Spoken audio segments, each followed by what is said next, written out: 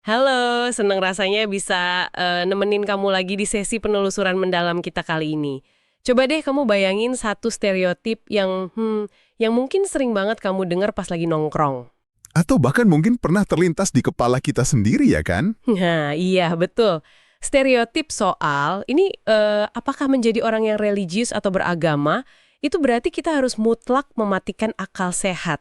Kayak disuruh telan mentah-mentah semuanya gitu ya. Bener banget. Apakah iman itu artinya kita harus ngunci rapat-rapat pemikiran kritis kita di dalam laci meja dan berhenti ragu?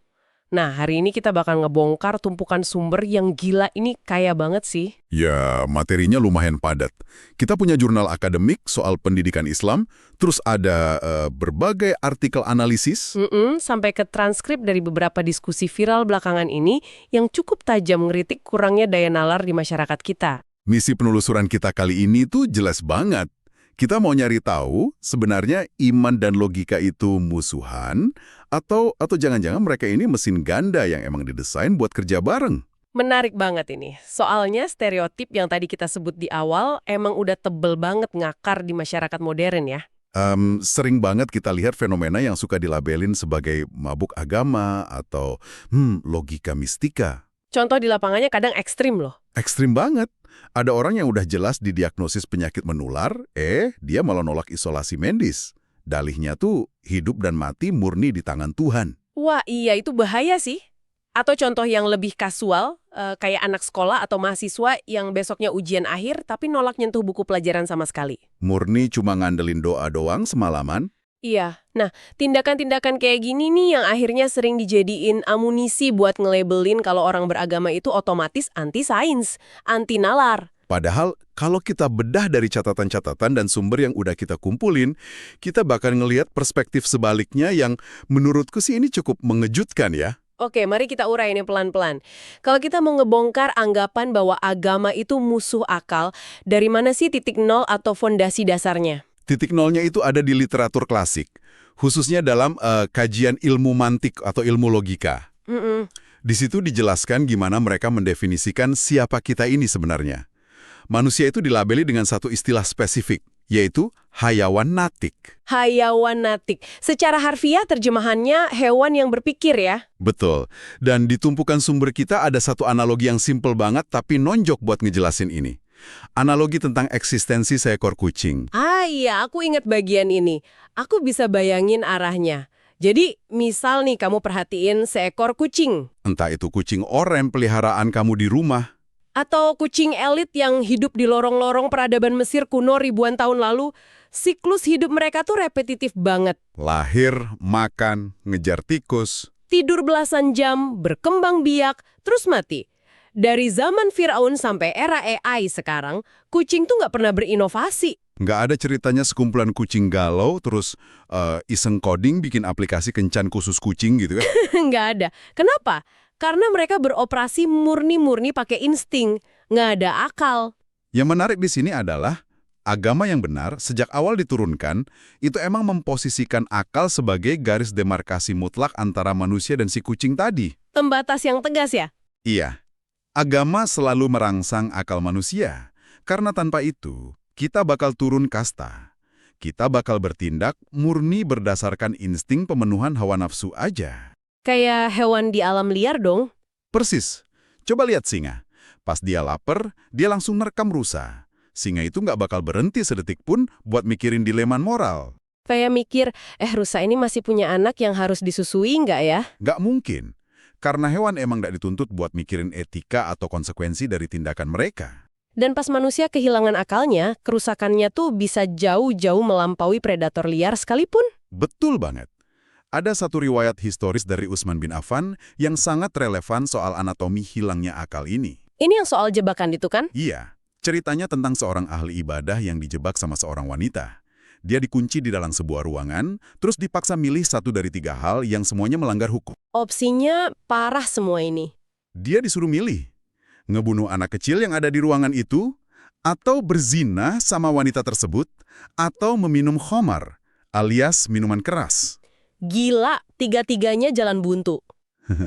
Tapi logikanya gini, kalau kita pakai kalkulasi kepanikan sesaat, Pasti orang ini mikirnya, membunuh itu ngambil nyawa orang, Berzinah itu ngerusak kehormatan, sedangkan minum minuman keras itu kelihatannya cuma ngerugiin diri sendiri.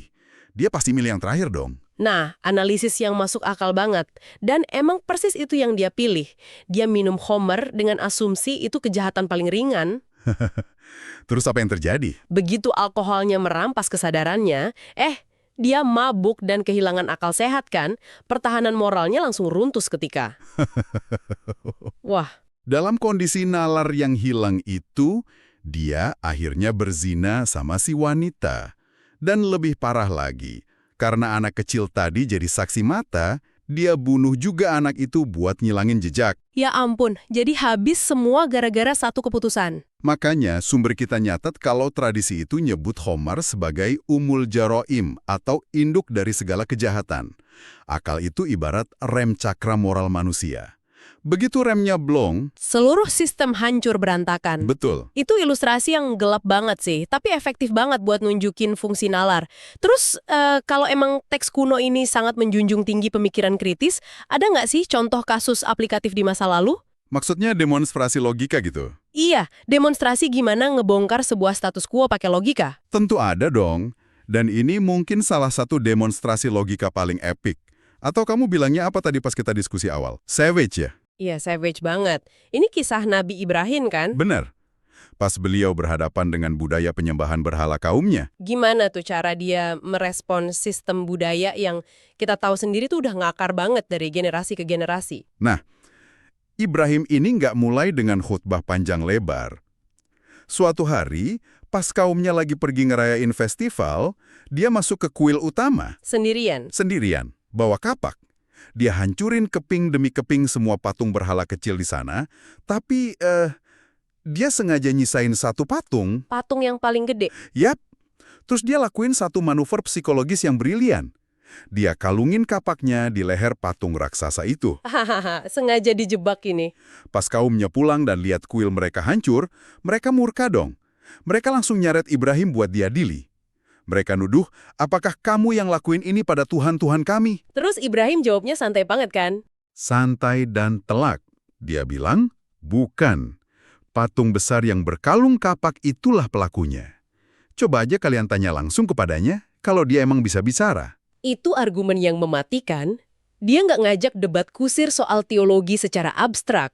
Enggak sama sekali. Dia malah nempatin kaumnya di posisi di mana mereka, secara nggak langsung, harus ngakuin sendiri absurditas hal yang mereka sembah. Logikanya sederhana kan?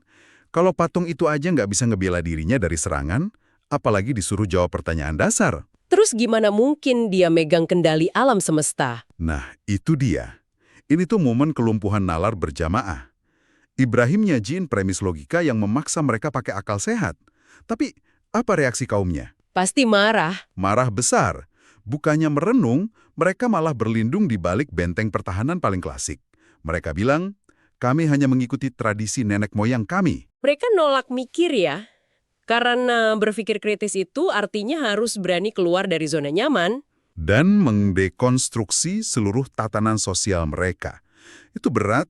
Berarti berpikir kritis itu emang butuh keberanian sosial yang lumayan besar. Sangat besar. Terus, gimana prinsip logika pembongkar tradisi ini direpresentasikan dalam konteks yang lebih kekinian dari sumber-sumber kita? Kalau kita hubungin sama gambaran yang lebih besar, tradisi kritis Ibrahim ini diinstitusionalkan dalam teks Al-Quran di surat Al-Hujurat ayat 6. Tentang apa itu? Tentang tabayun. Ini tuh mandat literasi informasi dari zaman purba. Intinya, kalau ada berita datang dari sumber yang meragukan atau dari orang fasik, teliti dulu kebenarannya. Wah, ini relevan banget. Kayak fondasi literasi digital buat grup chat keluarga kita zaman sekarang nggak sih? Bener banget, di era kita gampang dibombardir hoak, potongan video tanpa konteks. Sepakat sih. Tapi tuntutan buat memverifikasi fakta ini kadang ngebentur satu pertanyaan filosofis yang cukup menantang dari kacamata sains modern. Aku tahu arahnya, soal pembuktian empiris kan? Iya. Kalau agama nuntut pembuktian yang logis, gimana ceritanya kita disuruh yakin 100% sama entitas yang nggak bisa kita lihat di bawah mikroskop? Atau dipotret pakai teleskop James Webb gitu ya. Nah itu, gimana iman ke Sang Pencipta bisa dianggap logis kalau wujudnya nggak bisa diobservasi secara empiris? Ada satu dokumen kita yang ngasih analogi asik banget dan sangat dekat sama keseharian kita. Analogi pas kamu pergi ke dokter spesialis. Mainkan skenarionya. Misal nih, aku lagi sakit parah. Aku masuk ke sebuah klinik, terus ketemu dokter asing yang belum pernah aku kenal. Terus dokter ini nyuruh kamu buka baju buat diperiksa. Udah gitu dia nulis secari kertas resep dengan nama-nama Latin yang boro-boro aku ngerti efek farmakologisnya, ngejanya aja kok susah. Tapi anehnya, kamu nurut aja kan sama semua instruksi dia tanpa perlawanan? Iya, nurut-nurut aja aku tebus obatnya, terus aku minum. Pertanyaannya, apakah pas kamu minum obat itu, kamu lagi buta logika? Enggak dong. Kepercayaan atau iman kamu ke dokter itu kan nggak turun dari langit.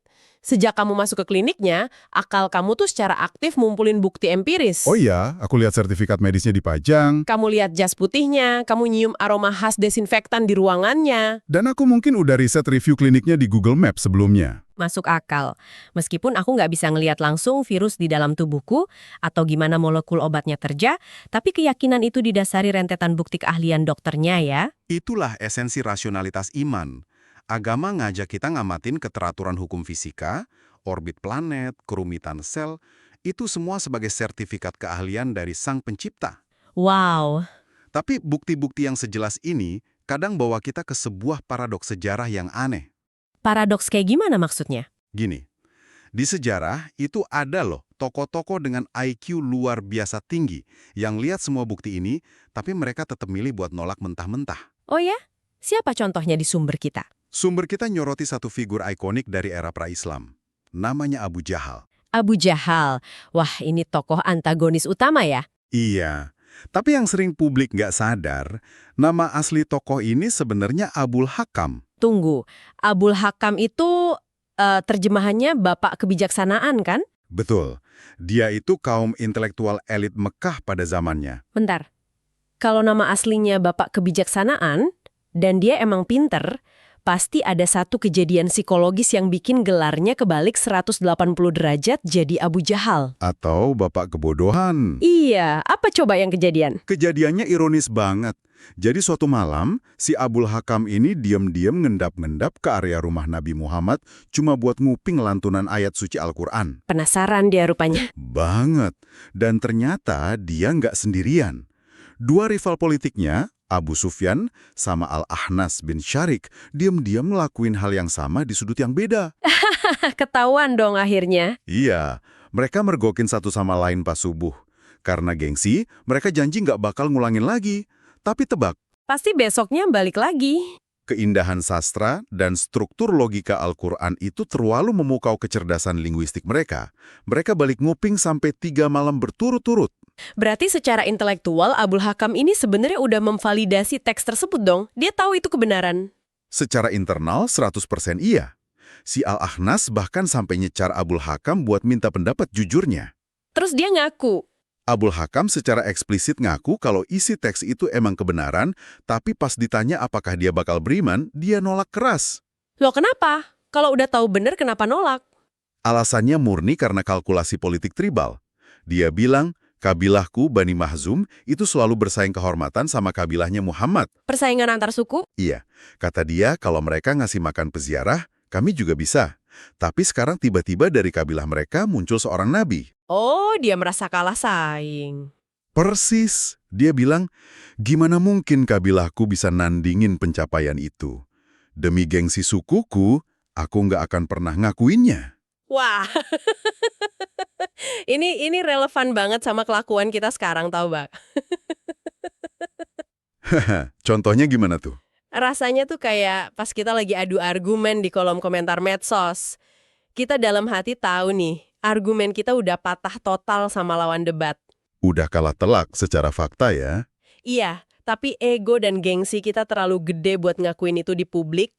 Jadi kita lebih milih ngetik argumen konyol buat muter balik fakta daripada ngasih kepuasan menang ke saingan kita. Analogi yang sangat akurat. Yang ngehalangin penerimaan kebenaran itu seringnya bukan defisit IQ. Tapi ego.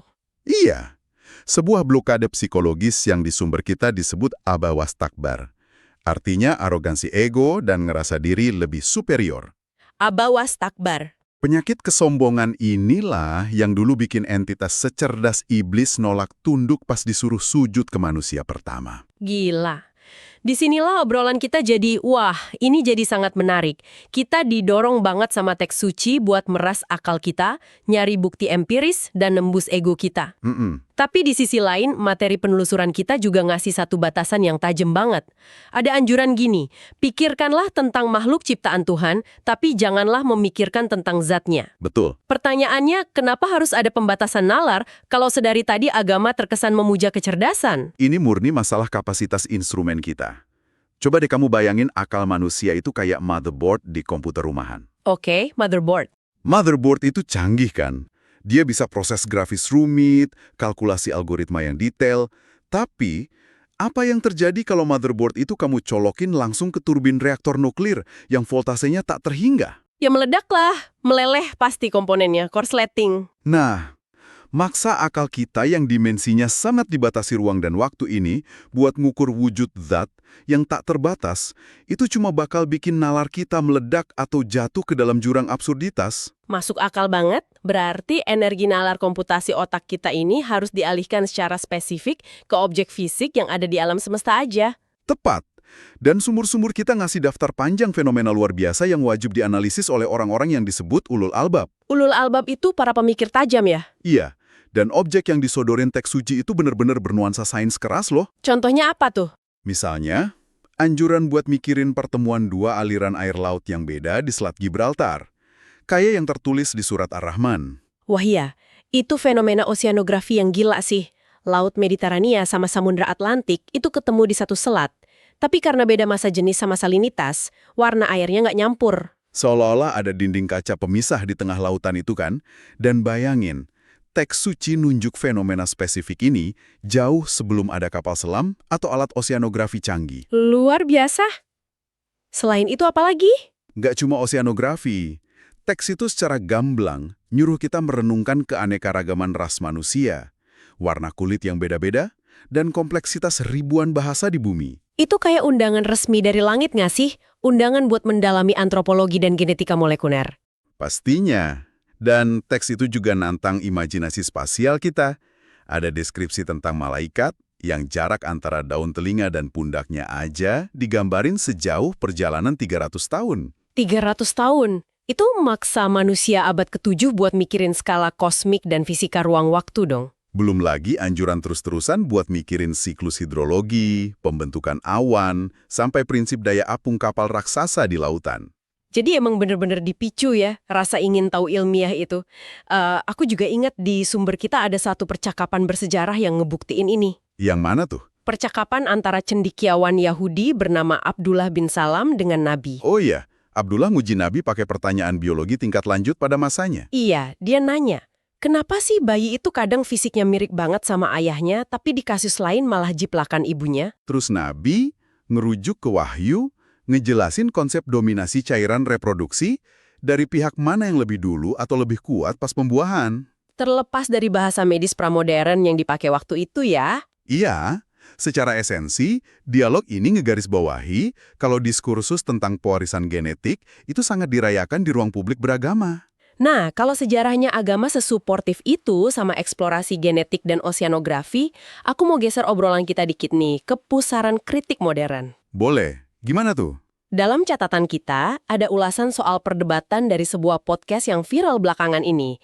Inti kritiknya gini, bahaya banget praktek beragama di masyarakat kita yang cuma asal baca teks suci tanpa repot-repot mahamin konteks atau bahasa aslinya. Kalau dari sudut pandang metodologi yang dibahas di dokumen kita ya, kritik itu sebenarnya sangat berdasar loh. Oh iya? Setuju berarti? Setuju.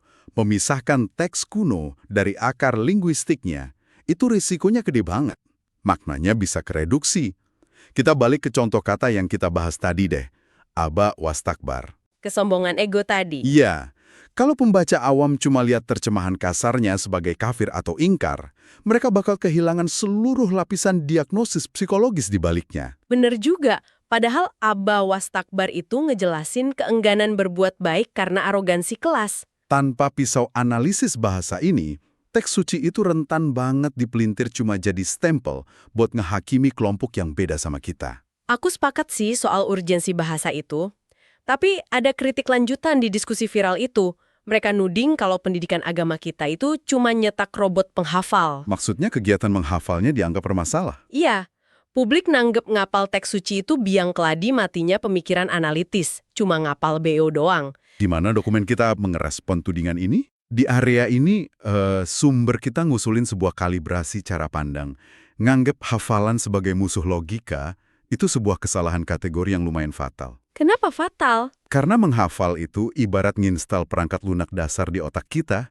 Coba bayangin orang yang mau belajar sastra Mandarin tingkat tinggi. Oke. Dia punya pilihan nggak selain duduk berjam-jam ngapalin ribuan karakter Hanzi yang super rumit, lengkap sama 4 nada bacanya? Nggak ada sih. Harus hafal di luar kepala dulu. Nah, apakah proses ngapalin ribuan karakter Mandarin itu anti logika? Enggak kan?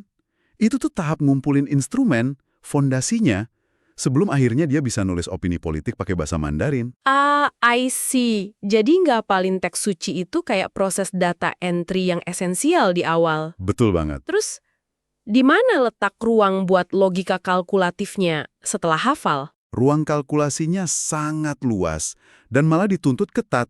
Bukti empirisnya apa? Sumber kita nyebutin satu kewajiban umat beragama, yaitu mempelajari ilmu faraid. Faraid. Pembagian harta waris ya? Yap, literatur klasik malah nyebut penguasaan faraid ini sepadan sama menguasai separuh dari total ilmu agama loh. Aku sering dengar sih soal faraid ini. Kabarnya ini emang murni hitung-hitungan matematis ya. Bisa kasih gambaran sesederhana mungkin nggak buat kita-kita yang awam ini? Sederhananya gini deh, misal ada seorang ayah meninggal. Dia ninggalin seorang istri, 3 anak perempuan, orang tua yang masih hidup, sama ada beberapa paman dari jalur si ayah. Wah, rame ya. Terus? Disinilah faraid main. Orang yang bagi warisan nggak bisa cuma sekedar modal khusyuk bacain ayat hafalan, terus bagiin uangnya secara random atau dipukul rata. Nggak bisa gitu ya? Nggak bisa. Dia harus ngeeksekusi algoritma matematika pecahan bersyarat yang cukup kompleks. Dia harus tahu, oh di kondisi ini sang istri misal dapat 1/8. 1/8. Terus anak-anaknya, Anak perempuan. karena lebih dari 2, mereka bagi 2/3 bagian secara proporsional. Terus si paman, Pamannya mungkin malah nggak dapat sepeser pun karena posisinya udah terhalang sama ahli waris yang jalurnya lebih dekat. ini beneran kayak algoritma if-else di programming ya? Banget. Nggak mungkin seseorang bisa presisi ngejalanin hukum waris ini tanpa nalar logika dan matematika yang tajam. Ini ngeruntuhin banget narasi kalau belajar agama tuh cuma duduk bersila terus ngapalin lirik tak bermakna. Sangat ngeruntuhin. Tapi nih ya, fakta di lapangan, kita tetap sering ngelihat gejala logika mistika di masyarakat. Heeh. Masih banyak emang. Misalnya ada kemiskinan ekstrim atau ketimpangan sosial di suatu daerah. Respon masyarakatnya kadang cuma ya banyakin doa aja, tanpa ada strategi ekonomi struktural sama sekali. Mengandalkan mantra pelipur lara istilahnya. Nah, itu. Gimana sih cara konkret ngeretas kebuntuan nalar umat ini menurut panduan penelusuran kita? Menurut salah satu jurnal akademik yang kita bedah, penulisnya ngajuin solusi yang mungkin terdengar agak kontradiktif buat sebagian orang. Solusi apa itu? Jurnal itu nyatat pentingnya umat beragama buat sengaja memperlebar cakrawala bacaan mereka, sampai nembus ke literatur filsafat kritis atau bahkan ekonomi sayap kiri. Tunggu. Penelusuran kita ngerujuk ke sana. Ya, jurnal itu ngasih contoh pentingnya nelusurin karya kayak Das Kapital racikan Karl Marx atau Manifesto Madilog, singkatan dari materialisme, dialektika, dan logika, karyanya Tan Malaka. Bentar, ini agak sensitif. Sebuah kajian agama ngerekomendasiin teks Marxis dan materialis. Sebagai catatan buat kamu yang dengerin, kita di sini murni merangkum poin dari sumber jurnalnya ya, bukan ngambil posisi politik tertentu. Tapi, apa argumen penulis jurnal di balik rujukan ini? Tenang, penulisnya juga ngasih garis tebal di sini. Persinggungan sama teks-teks kiri itu sama sekali bukan buat ngedekonstruksi teologi atau ngubah iman seseorang. Terus buat apa? Buat minjem pisau bedah sosiologisnya. Penulis jurnal itu nyoroti gimana Tan Malaka di buku Madilo itu agresif banget ngebongkar penyakit logika mistika di Nusantara. Kasih contoh logika mistika yang dibongkar itu. Misalnya, kebiasaan masyarakat kita yang kalau ada bencana alam atau gagal panen, langsung ngaitin itu sama kemarahan roh gaib atau kutukan. Ah, bukannya malah ngevaluasi sistem irigasi atau degradasi ekologi ya? Tepat. Nah, dengan minjem kerangka berpikir sosiologis yang tajam ini, Penulis jurnal berpendapat umat beragama bakal punya kemampuan baca struktur sosial. Jadi mereka bisa nganalisis akar kemiskinan secara sistemik ya, dan akhirnya bisa ngasih solusi duniawi yang saintifik, nggak cuma modal doa doang. Betul. Agama nyediain tujuan moralnya, sains dan sosiologi nyediain alat analisisnya. Wah, ini konklusi yang indah banget. Jadi, apa arti dari semua ini buat hidup kita? Kalau kita tarik benang merah dari obrolan awal soal manusia sebagai hayawan natik, sampai urgensi baca buku Bratagdi, pesannya jernih banget. Gimana tuh menurutmu? Memposisikan dirimu sebagai seorang pembelajar yang religius, itu sama sekali nggak menuntutmu buat nitipin akal sehat di ambang pintu tempat ibadah. Sama sekali nggak. Justru sebaliknya, kalau kamu ngaku beriman, kamu punya tanggung jawab intelektual buat jadi seorang ulul albab tadi, pemikir tajam. Sumber sejarah yang kita bedah hari ini nunjukin kalau agama bukan didesain sebagai pil bius biar kita abai sama dunia nyata. Tapi sebagai mesin pendorong buat nguasai sains, ngebangun peradaban, dan nuntut keadilan pakai logika. Benar, teologi ngasih kita kompas nilai, sementara akal empiris ngasih kita kendaraan buat navigasi dunia yang ruwet ini. Kesimpulan yang solid banget. Nah, buat kamu yang dari tadi dengerin eksplorasi materi ini, jadikanlah ini lebih dari sekedar wawasan sejarah aja ya. Bawa semangat tabayun dan nalar kritis tadi ke keseharian kamu.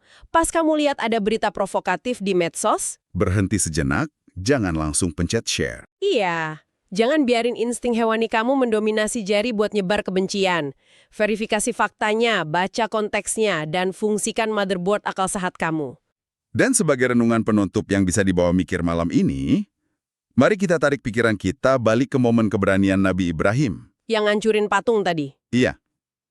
Kalau di zaman perunggu aja Ibrahim berani pegang kapak buat ngancurin berhala batu, demi maksa kaumnya mikir kritis dan keluar dari tradisi buta, tanyakan pada dirimu sendiri pas lagi natap layar HP hari ini. Apa wujud berhala besar di abad 21 ini yang lagi nyandera akal sehatmu? Wow, apakah itu algoritma media sosial yang mendikta apa yang harus kamu benci? Atau jangan-jangan arogansi ego kita sendiri yang nolak ngakuin kebenaran fakta empiris? Seberapa tajam kapak logikamu hari ini buat ngancurin ego itu berkeping-keping demi melihat kebenaran yang sesungguhnya? Pertanyaan yang harus dijawab sama diri kita masing-masing. Provokasi intelektual yang luar biasa buat ditutup hari ini. Terima kasih udah luangin waktu buat ngobrol dan ngeretas nalar bareng di penelusuran mendalam kita. Teruslah bertanya, rawat rasa ingin tahumu, dan sampai jumpa.